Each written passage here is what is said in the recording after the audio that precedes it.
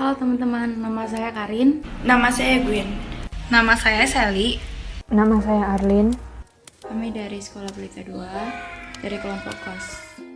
Kami akan membahas tentang sistem pemungutan pajak di Indonesia.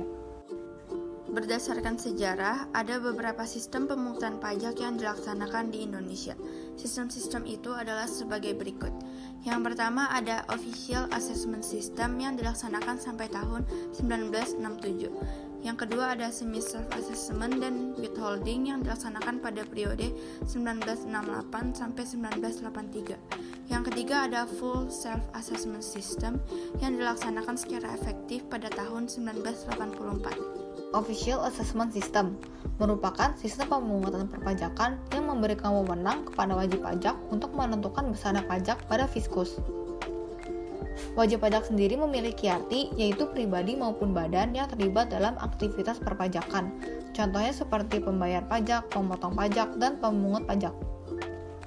Fiskus sendiri memiliki arti yaitu pengurus dan penarik pajak. Di sini, fiskus berhak menentukan besarnya utang pajak pribadi maupun badan dengan mengeluarkan surat ketetapan pajak. Nah, surat ini bisa digunakan sebagai bukti timbulnya suatu utang pajak. Pada sistem ini, para wajib pajak bersikap lebih pasif, yang artinya cenderung tidak aktif atau menerima saja. Dan nilai pajak utangnya juga akan diketahui setelah dikeluarkannya surat ketetapannya oleh para fiskus.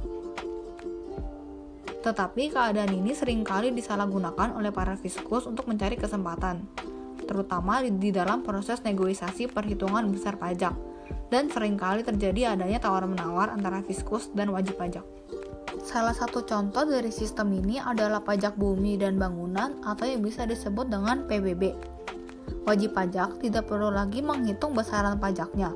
Mereka hanya tinggal melakukan pembayaran sesuai dengan surat pembayaran pajak terutang atau SPPT yang dikeluarkan oleh kantor pelayanan pajak atau KPP. Semi Self-Assessment. Sistem pemungutan pajak ini dilakukan wajib pajak bersama dengan fiskus. Kemudian wajib pajak membayar pajak yang sudah dihitung bersama.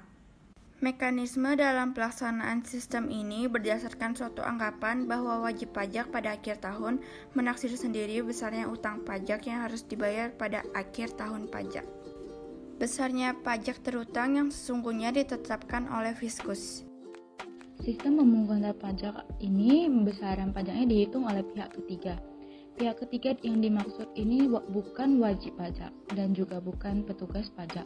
Contohnya, pemotongan penghasilan karyawan yang dilakukan oleh seseorang bendahara sebuah instansi atau HRD dalam sebuah perusahaan. Di Indonesia, sistem semi self-assessment diterapkan bersama-sama dengan sistem withholding, yang pada waktu itu dikenal dengan sebutan tata cara membayar pajak sendiri, MPS, dan membayar pajak orang lain, MPO.